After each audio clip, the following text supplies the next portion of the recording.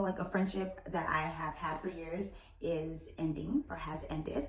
And no matter if friendships are toxic or not, the ending of a friendship is they suck. They are hard and they are sad. Baby, you don't know what you do to me. Between me and you, I feel like chemistry. What is up, you guys? Welcome to another video.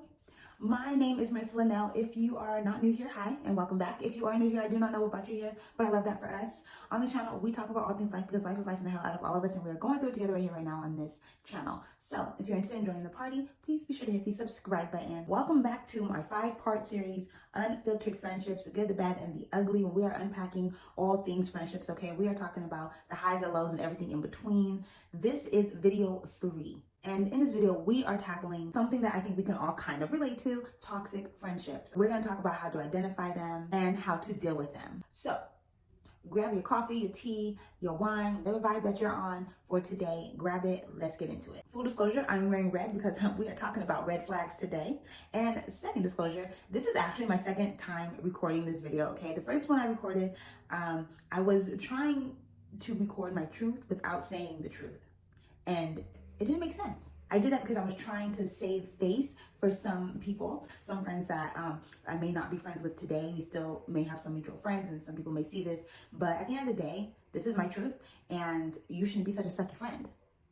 That's how I feel. So anyways, all that to say, let's dive into it. And we're gonna start with the basics. What exactly is a toxic friendship? So a toxic friendship is one that makes you feel drained, hurt, and undervalued. Instead of bringing joy and support like it should, it brings nothing but stress, negativity, and even gets you to start doubting yourself. These toxic friends, they prioritize themselves, their needs, their wants over yours all the time. They leave little room for balance and for mutual respect. But here's the thing, friendships are chosen, okay? You choose who your friends are. They are supposed to be safe spaces for you to grow and connect. There's supposed to be a space where you feel supported. If your friendships are none of these, then something is wrong and something is off. So let's talk about these red flags, okay? There are a few red flags that I would look for in a friendship. These are some things that I've actually have spotted in my friendships and why they are no longer friends today. And if you notice any of these elements in your friendships, then it's time for you yourself to reevaluate your friendships as well. Okay, the first one is emotionally drained. This is when you feel mentally and emotionally just drained from just the presence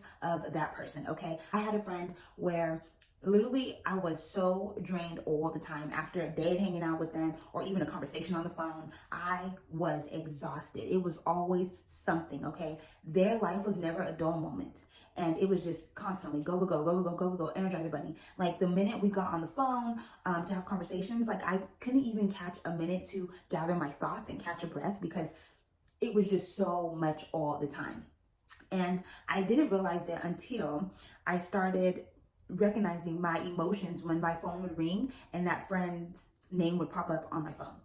And my reaction was, like, literally, I was exhausted before the conversation even happened. That's huge. That was a big red flag that I ignored for years. Pay attention to how you feel after hanging out with someone, after having a conversation with someone, or if you're anything like me, pay attention to how you feel before you even answer your phone when that person is calling. If you are exhausted, there is something wrong. Next is constant criticism. Okay, this is when someone puts you down constantly, even in a subtle way, to disguise it as a joke, okay? What I learned is that within every joke lies some sort of truth or reality to it. Jokes don't just come out of thin air.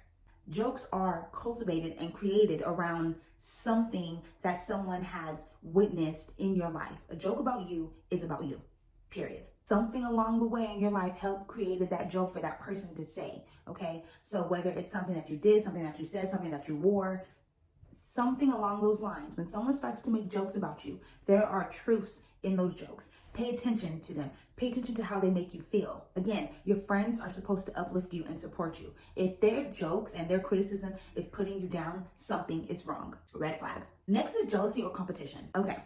You literally cannot have any friends who are jealous or in competition with you. That is quite literally impossible, okay? If someone that you know is jealous or in competition of you, that is not a friend, that is a snake. And sometimes it's not always so black and white, right? Sometimes they portray it in a way to where they're belittling you and you may not even see it. So, for example, I started a real estate career. Okay. It was my side hustle.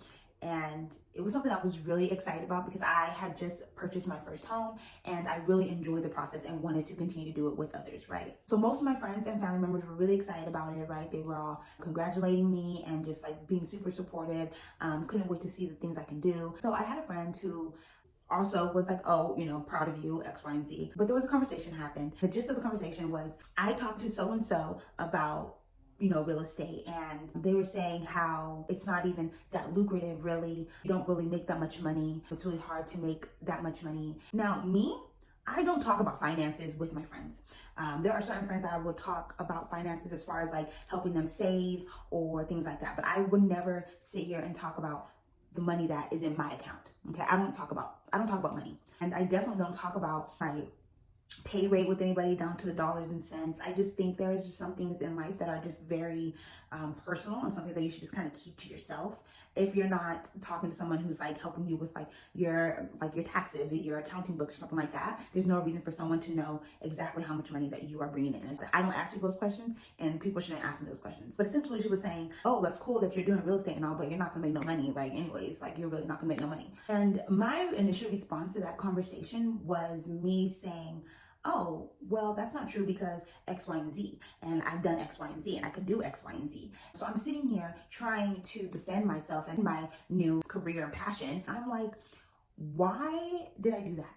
And I beat myself up over that conversation sometimes because I'm like, my initial response was to defend myself. But I should have really taken a step back and been like, why would you, as a friend, even ask someone about how much money I can make or how lucrative that position is? Why are you so concerned about what I'm doing and how much money I'm bringing in? Do I owe you money? No. Am I paying any of your bills for you? No. Like, our relationship is nowhere near finances. If you're a friend, why do you care how much another friend is making, how much another friend is bringing in? I don't base my friendships off of money.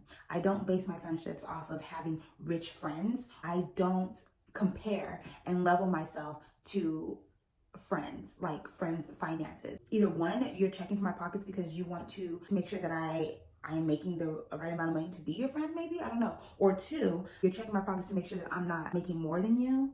That's how I took it. It was just a very weird dynamic. When that conversation happened, I did find myself looking at the relationship sideways right then and there. I'm telling you about all the things that I'm doing, all the open houses that I'm doing and all this stuff, and your first response to that was to tell me you looked into how much money I could possibly make, and you're telling me that I'm not going to make that much money. You're bringing me down before I even get started. So I say all that to say is be mindful that jealousy and competition can show up in many different forms. Pay attention to how your friends react to your achievements. Be mindful to see if they are genuinely happy for you. I know that story was kind of all over the place, but I'm still trying to wrap my mind around what the point of that comment was. And to me, it was the competition. When the amount of money I make should never come into question or play about a friendship. I'm not sleeping with you. I'm not building a life with you. My money should mean nothing to you, like at all. We are friends. As long as I show up as a friend and I'm there for you as a friend, that should be it, period. Next is lack of reciprocity. This is when you are always giving and you're rarely receiving. So if you are someone who is always a shoulder to cry on, if you're someone who is always there for someone for advice, if you're someone who is always able to give money to someone, and in return, if you need those things in return, if you need advice, if you need money, if you need a shoulder to cry on and no one's there for you, or if that person that you're always there for is not there for you in those same ways, that is a lack of reciprocity, and you need to reevaluate your friendship. That is a big red flag, okay? You have to do unto others as they do to you. Friendships are about a give and give dynamic, not a give and take. Next is lack of respect. Okay, respect is huge for me. And you have to be able to respect one another. There are friends out there that fight and argue and things go left real quick. So say you are having an argument with your friend and she takes it below the belt, calling you outside of your name, bringing up some trauma maybe that you confided in her with, throwing that back into your face when you guys are fighting and arguing. That is not a friend, okay? That is someone who is extremely disrespectful and a huge red flag. You have to also be able to respect someone's time. I have had a situation where I've had a friend who was so selfish and just did not respect my time. We were supposed to meet up for a lunch, and everybody knows in LA it takes like an hour to get to everywhere, right? Because the traffic is just stupid. That's just what it is. So when I was headed down to meet this friend for lunch, we shared each other's ETA. Siri says I'll be here at this time, and then Siri said I'll be here at this time. I was like, okay, great, perfect. So it's like a 10-minute difference. So I said, I'll get there, I'll get the table, and I'll see you when you get there. So I got there, and I valued my car, got the table, and I sat there, right? And she said, okay, I'm on my way. We're just a few minutes out. Okay, so a few minutes turned into 30 minutes, you guys. And so again, we're in LA. I understand that, gridlock traffic can happen at any given moment. So I was showing grace. So as the time goes on, you guys, it's now an hour. Okay, and so I'm sitting there, and I'm like, this is insane. Like, I'm still sitting here by myself. It's been an hour. So I decided to get on Instagram. And the friend that I was supposed to meet is literally on Instagram posting. This friend I know for a fact posts in real time. She is posting on Instagram like all these freaking outfit changes. She's playing around in the mirror, dancing, clapping ass, whatever it is she was doing, which is fine. However, you have me waiting for you somewhere and you haven't even left the house. So you're still in the house, posting on Instagram, having a gay old time, and I'm sitting in this restaurant by myself, waiting for you. You haven't even left the house yet. That means it's gonna take you at least another hour to get to me. I was so floored and livid, okay? I understand things happen in life. I understand that, an ETA, like a Siri ETA, is not always concrete because, again, things happen and it's traffic. But the fact that this person gave me an ETA as if they were literally in the car on their way is psychotic, manipulative behavior. So many things were wrong with that. So many freaking red flags. There was no respect for me. There was no respect for my time. And yeah, that was a big red flag. So be mindful of that. Be mindful of how your friends talk to you when there is a disagreement. Make sure they're not calling you out of your name or throwing something back in your face. Be mindful of how your friends treat you and your time. Respect one's time because people have a lot of things going on, you guys. So if your friend takes the time to actually meet up with you for a lunch or a dinner, or takes the time to even call you, or takes the time to even, check on you, like, respect that person's time and just be completely transparent. I was just completely floored, I would never do that to a friend. And the fact that a friend could do that to me was the complete eye-opener. So no matter how big or small you may think it is, respect each other. Next is exclusion. Okay, this is when they leave you out of plans, okay? Your friends should never leave you out of plans, no matter what. So for example, say your friends are going to a concert and it's an artist that maybe you don't really care for. They should still extend the invite to you and let you make the deciding factor to not to go, okay? I try to always extend the invite to my group of friends, like, hey, we are going to like this concert on this date, this time, let me know if you want to go. Some people are gonna be like, nope, don't want to spend my money on that artist, whatever the case is. Okay, great. But I did my part in extending the offer. I'm not going to exclude you. I'm not going to make the decisions for you, okay? So make sure that your friends are not excluding you. And then sometimes there are people who are out there who will exclude you on purpose. Your friends should allow you to say no and decline an offer or an invite. Next is lack of self-stories. Be very, very, very mindful of those friends that do not ever have a story about themselves, but always, no matter what, have a story about someone else. Those friends are just focused on gossip and drama. It is a telling story when you don't know much about your friend, or when your friend is always calling you with gossip or, drama about someone else, but never about them. Because I guarantee you, your life is tea for them to someone else. I have had a friend like that who would call and it was always some drama about someone else. Like, girl, let me tell you what so-and-so did. Girl, let me tell you what happened. Did you hear about so-and-so's boyfriend? What about you? What are you going through? Nothing. That is insane. That is scary. It took me a while to realize that. I'm like, dang, like, this person is always calling me with some drama or some tea, right? I wonder how many times that my life has been drama or tea for the next person. Like, what is this person calling the next person saying about me? I'm telling you, pay attention to those people. Red flag. So if any of these hit close to home, do not ignore them like I did. These are signs of a very unhealthy dynamic, and it really could be hurting your well-being. Friendships should be built on trust and vulnerability and shared experiences, not on a foundation, constant negativity or someone else's drama. Now, you may be wondering why toxic friendships even happen in the first place, right? Sometimes it's a reflection of their own struggles, or sometimes they're projecting their own insecurities or trauma or lack of emotional awareness on you. And other times it's just about unmatched values, or maybe you're just growing apart. Relationships change over time because people are truly in your life for a season and a reason, right? Some seasons are longer than others. Some seasons can be 5 months, some seasons can be 5 years, some seasons can be 20 minutes, some seasons can be 20 years, and some seasons are for a lifetime. But what is not okay is staying in a friendship that is causing you stress, that is causing you a lot of negativity. Now, dealing with toxic friendships is hard and it is tough, but here are some things that I did, that I would do to help navigate dealing with them. First, acknowledge the problem. Be honest with yourself about your friendships and how they make you feel, because denial does nothing but just prolong the problem. Trust me, that was me. Years, wasting so many years on a friendship that was going nowhere. Next is set boundaries. Communicate your boundaries very clearly. For example, I don't like when you joke about this.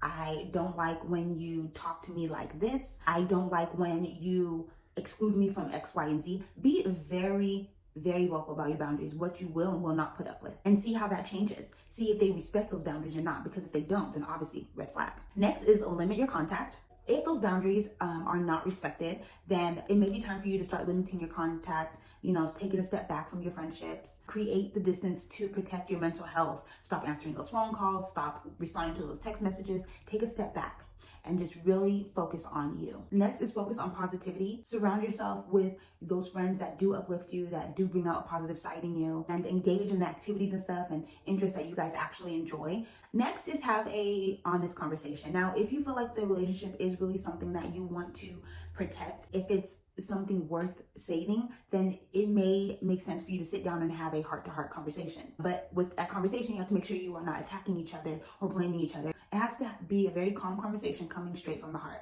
Again, this is all about your delivery and your tone. And then lastly, just know when to let go. Sometimes the healthiest choice for you is going to be to walk away. Ending a friendship is extremely hard and it's sad, but staying in a toxic friendship is even harder. So those are some ways that I have dealt with a toxic friendship. I've done the acknowledging, I've done the limiting contact. I have surrounded myself with people who uplift me and just bring out a very positive side of me. And I just kind of let go. There are friendships that I have had the honest conversations that were worth saving at the time, but there are friendships that I've skipped that whole thing. There are friendships where I'm like, you know what, it's not even worth saving. It's not even worth having an honest heart-to-heart. And I just learned to just let go without having the closure. I know people feel like just letting go kind of makes them like a bad person and a bad friend, but it really doesn't, you guys. I've had a friend for a few years and we were pretty close, and I have yet to have a conversation with that person. I don't know if I ever will. If I do, I'm not initiating it, but I have learned how to just let that friendship go. And I don't think it makes me a bad person. I don't think it makes me a bad friend. It's just me prioritizing my well-being and what's important to me, and just kind of being tired of the bullshit, honestly. Now let's talk about how to heal from ending a toxic friendship. This is something that I am currently going through. Ending a friendship, any kind of friendship, can feel like a breakup, and you have to give yourself time to grieve and process all that has just happened. And that's what I am currently doing. I feel like a friendship that I have had for years is ending or has ended, and no matter if friendships are toxic or not, the ending of a friendship is they suck. They are hard and they are sad. You have to give yourself time to grieve and to feel your emotions. What I've been doing is I've been reflecting on things that I've learned along the way, things that I learned about myself, things I learned about friendships in general. I've learned to rebuild my confidence just by hanging out with supportive people and being loved on by the right type of people, the right people in my life. And I've been focusing on just my own personal growth and just rediscovering things that I love and rediscovering things I love about myself, and taking all my lessons from the past and putting them into my new friendships or my standing friendships, right? My ones that are thriving. Listen, they do really suck, okay? Friendship breakups really do suck. But this is a chance to create a space for healthier, more fulfilling connections in your life. That is all that I have for you guys today. I hope you enjoyed this video as much as I did making it. Let me know, sound off in the comments below, if you've ever, 1, dealt with a toxic friendship, 2, have ever gone through a toxic friendship breakup, and 3, how did you handle it? Let's support one another in the comments, because this world of friendship is not easy. So let's be a supportive group for each other. Please make sure you are liking, commenting, sharing, and subscribing to this channel. Thank you so much for tuning in to today's video, and until next time, smooches. I won't let no one come and take your place, 'cause the love you give, it can't be replaced.